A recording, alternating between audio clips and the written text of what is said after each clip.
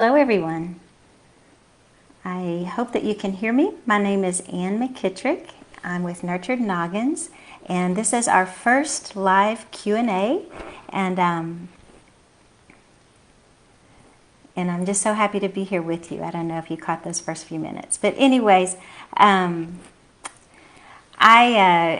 am with Nurtured Noggins, and I wanted to just start a little first by explaining what Nurtured Noggins is and what we do and why we do it.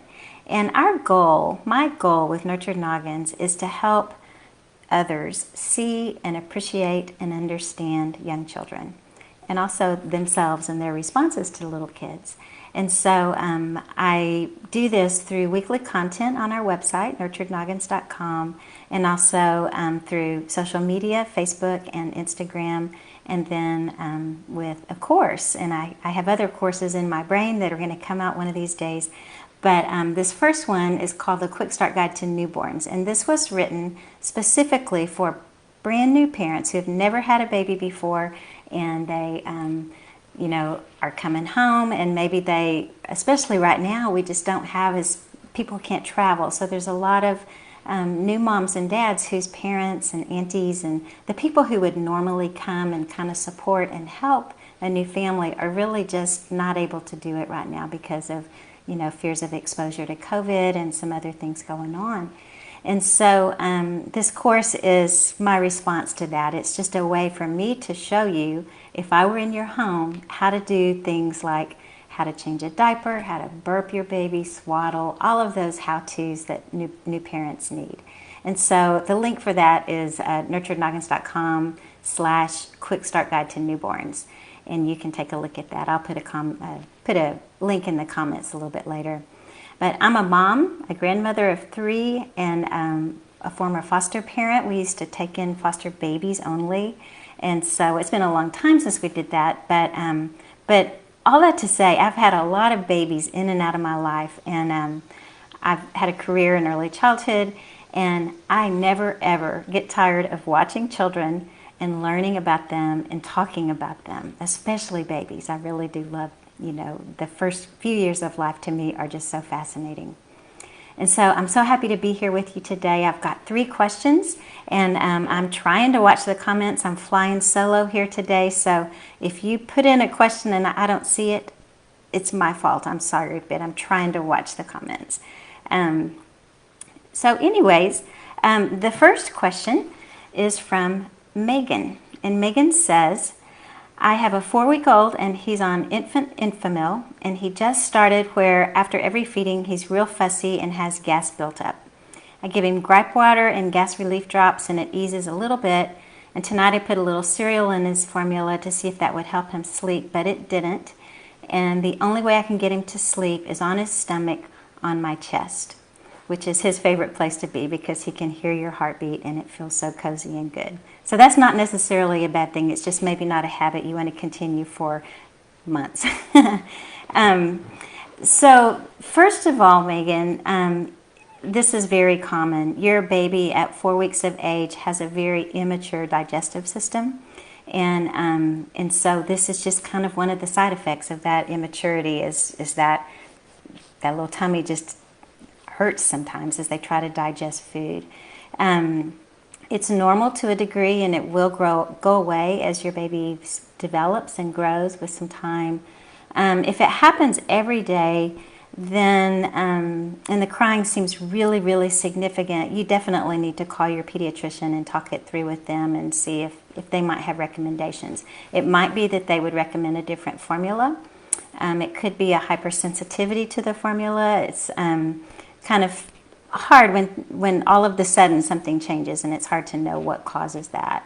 But some things that you might try, one would be to burp your baby a little bit more frequently. Like maybe after 1.5 ounces, go ahead and take a burp and see if you can get him to burp. Give it time, give him time to get those burps up. Sometimes it takes forever, it feels like, to get a baby to burp. But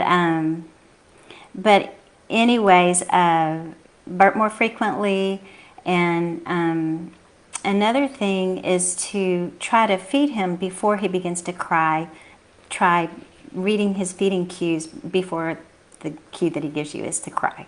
And so when babies cry, they oftentimes will swallow air, which just leads to the problem of gas in the tummy, because gas is just air.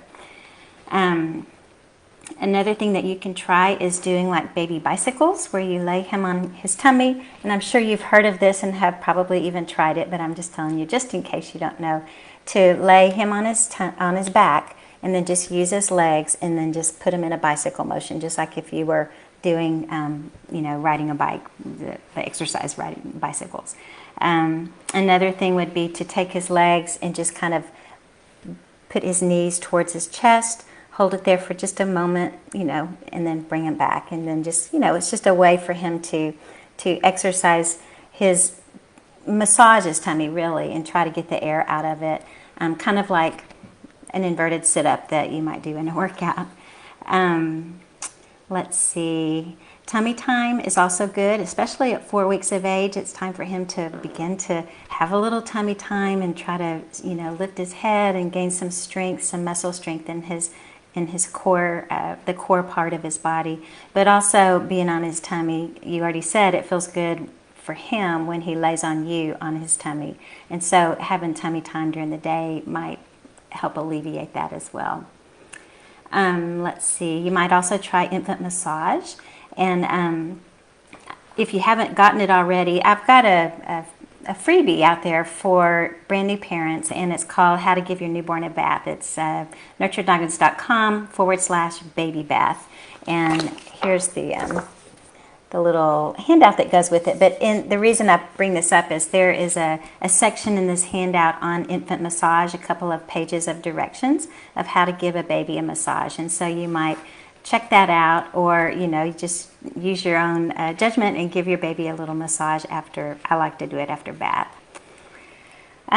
Let's see, some warning signs. If this continues to be a problem,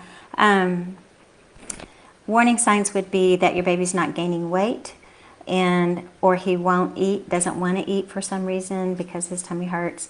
Or if he gets really constipated, this is just kind of lets you know that there's really something not working in that digestive system. Or if he begins to have an allergic reaction, like a rash or swelling or vomiting or something like that. Sometimes allergic reactions can just kind of pop up in a kid or anybody, any age, but it's just something to watch for and be aware of as a new mom. It could possibly be colic. And, it's hard to know the difference between colic and just gas. And so there's, just some things to look for with colic. One is that colic is very consistent. That means that almost every afternoon, late afternoon, early evening is when colic seems to set in for most babies. And it's a similar pattern every day. It's a scream crying. That baby draws their legs in. They're in pain. It is a very painful thing. And so the colic, that it's just painful. And it seems as if you might do what you can to soothe your baby, but it doesn't last. Like maybe you put their pacifier in and they'll suck it for a moment and then spit it out and begin to scream cry again. There's just not a good answer to colic, except that it needs to just work itself out. It can last a long time. 1 to 3 hours, wouldn't be all that atypical for colic. And so I'm familiar with colic. I had a colicky baby, and it's just something that you do. You just put your baby in the colic hold, which is, kind of face down in your arms, and get the relief on that belly, and then just walk the halls of your house or walk the driveway in the middle of, to try to help soothe them. It doesn't last forever, and it will go away, but it is really tough for you, and it's tough for the baby. Because if a baby is screaming, you know that they're in pain. They don't cry unless they have something to communicate. And so probably it's not colic. Probably it's just an immature digestive system. Okay? Hope that answers your question. Okay, second question. This one's from Chelsea. And she says, is it normal to be extremely tired when you're 35 weeks into your pregnancy? And the big answer to that is yes. It's really normal to be very tired at 35 weeks pregnant. There is a lot going on at this time in your pregnancy. the baby's putting on weight in those last weeks. And so what this means is that your body's having to work extra hard to provide the calories and the nutrition and everything the baby needs in order to put on those last pounds that they need in the last few weeks of their gestation. And so you are supporting that growth, and that's fatiguing to you. Another thing is that when you're 35 weeks pregnant, you have to go to the bathroom very frequently because the baby has settled down, probably in head down position. They're pressing on your bladder, and you just have to go a lot. And so this often, will interrupt your sleep at night when you have to get up and go to the bathroom 1 or 2 or even 3 times a night.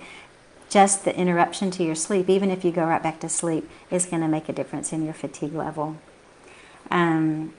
Another thing that's happening is that when you're 35 weeks pregnant, you are constantly thinking about what's coming up in the next month. You are thinking about that labor and delivery, that C-section that you have scheduled.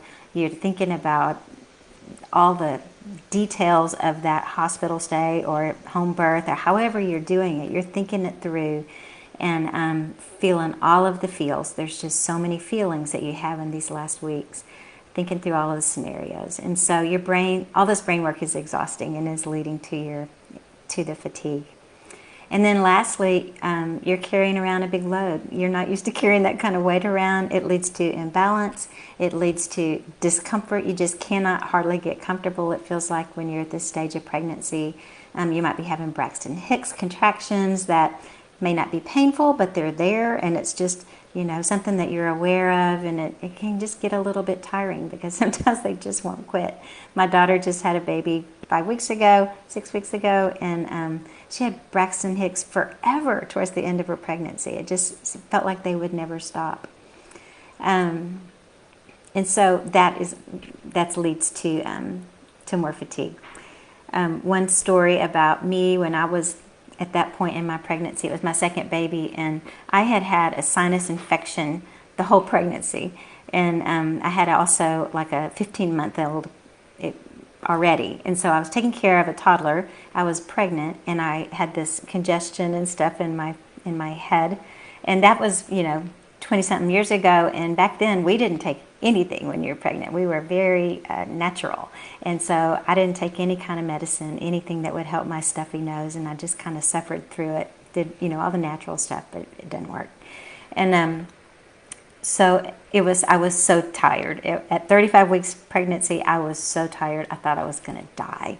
And I remember once I got a backpack, I put 2 5-pound bags of flour and hi Jill, and a clothespin, and I asked my husband to walk around with that backpack on with the clothespin on his nose so he would know how I felt.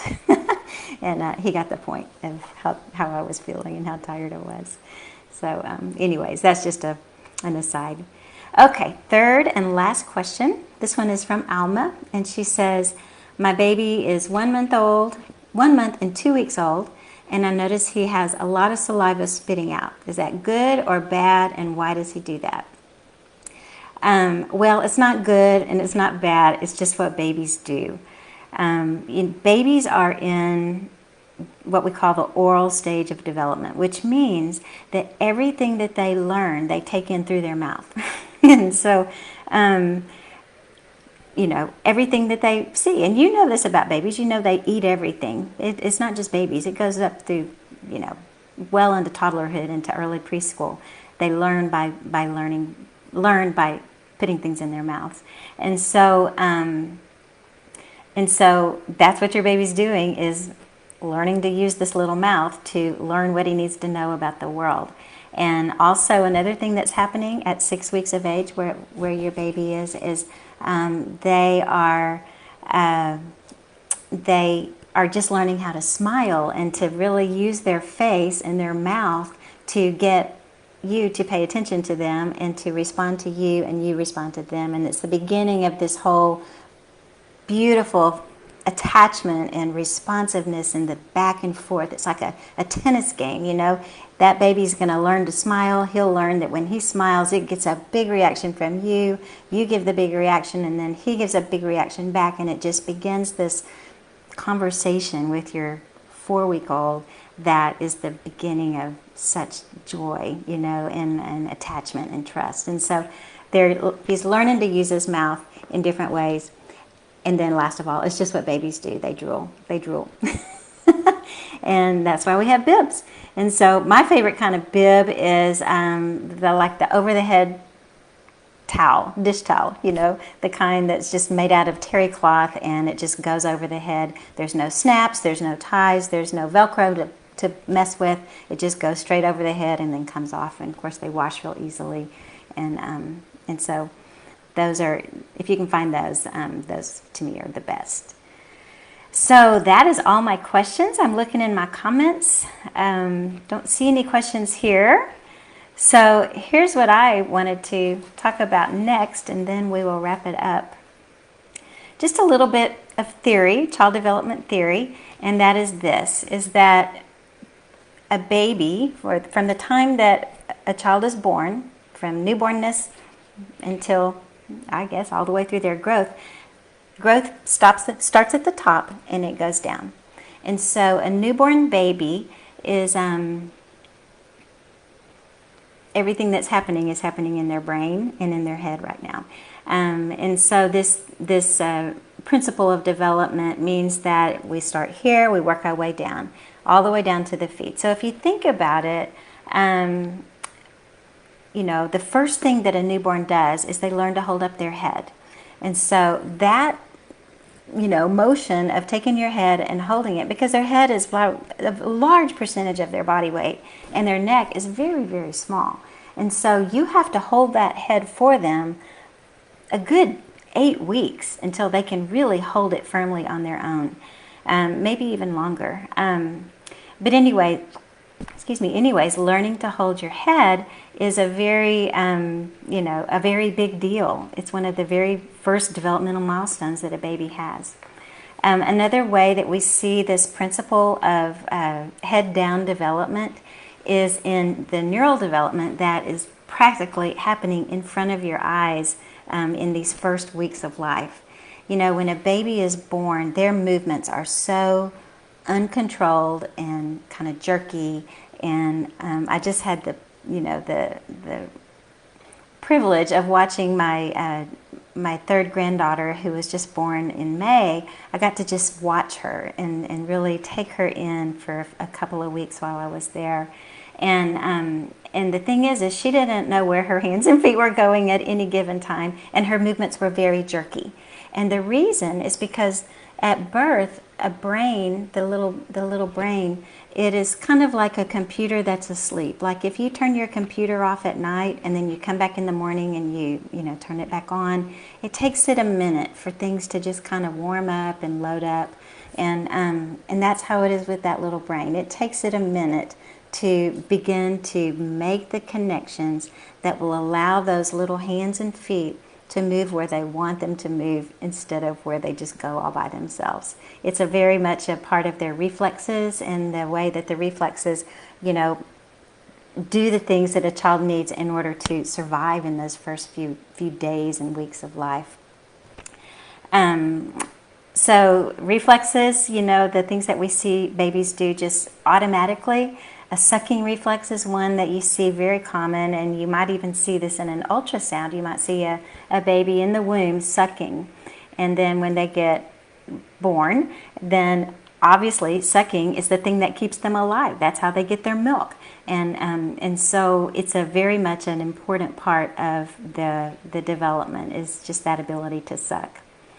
Next, after they learn to hold their head up, then they're going to lift up on their chest. And then from lifting up on their chest, they'll begin to reach with their arm and get the things that they want. And then they won't be able to reach it, and then they'll have to scooch or roll their bodies. And so you can just see how that goes all the way down. And then from rolling and reaching, then we go to sitting up. From sitting up, we begin to pull up. And then from pulling up, a baby stands, holding on to something. Then they stand alone. And then they stand and take a few steps, and then they're walking. And that's head to bottom, top to bottom development in the first year of life in a very brief summary.